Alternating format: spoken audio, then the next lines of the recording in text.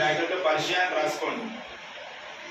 Persia అన్న మళ్ళీ clarity చెప్పన్నా, మళ్ళీ క్లారిటీ ఇస్తాను. మెయిన్ ఇంపార్టెంట్ గుర్తుపెట్టుకోండి అన్న, ఏదైతే సిటీ డిఫరెంట్ ఉంటుందో ఆ డిఫరెంట్ ఉన్న లక్షణం ఎక్కువ చదవండి. అదే ఆటోమేటిక్ క్వశ్చన్ రాయి, ఎందుకంటే మిగతా వాటి అన్నిటికంటే డిఫరెంట్ ఉండాలన్న.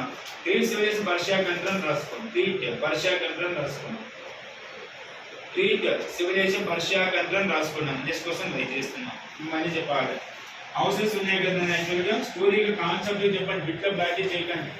ఈ నగర ఎన్ని భాగాలు డివైడ్ చేసాం, ఈ మధ్యలో నన్ను ఏమన్నా చెప్పాలి. సిటాడెల్ ఏమన్నా అన్నిటికీ సిటాడెల్ ఉంది, ఇంకొక దేనికి లేదు చెప్పాలి. దేనికి సిటాడెల్ లేదు. ఏ పేరు అదే దోలగాడు అయితే ఇప్పుడు కరెక్ట్ చేయరా. కాన్సెప్ట్ బిట్లో బ్రాకెట్ కాన్సెప్ట్ నేర్చుకోండి. ఎందుకు క్వశ్చన్ చాలా తప్పు వస్తున్నాయి. ఇదేమో లోవర్, ఇదేమో అక్కడే కదా. ఇండస్ వ్యాలీ పీపుల్ కాలంలో భూమి చెట్ల ఉన్నప్పుడు దాని మీద ఒక 3 ఫీట్ల హైట్ మట్టి వేసి ఇల్లు కట్టేవారు. కారణం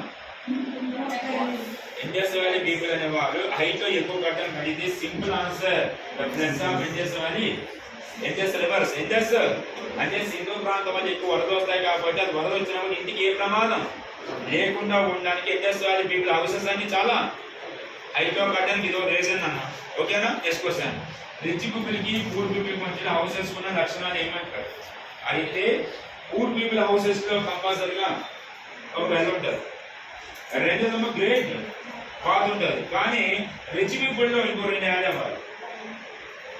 అదే డ్రైనేజ్ సిస్టమ్ ఉంటుంది.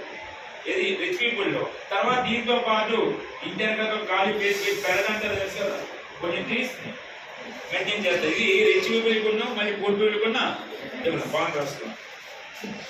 The difference between పేదవాళ్ళకి ధనవంతుల మధ్య విభేదాలు. The differences between rich and poor people.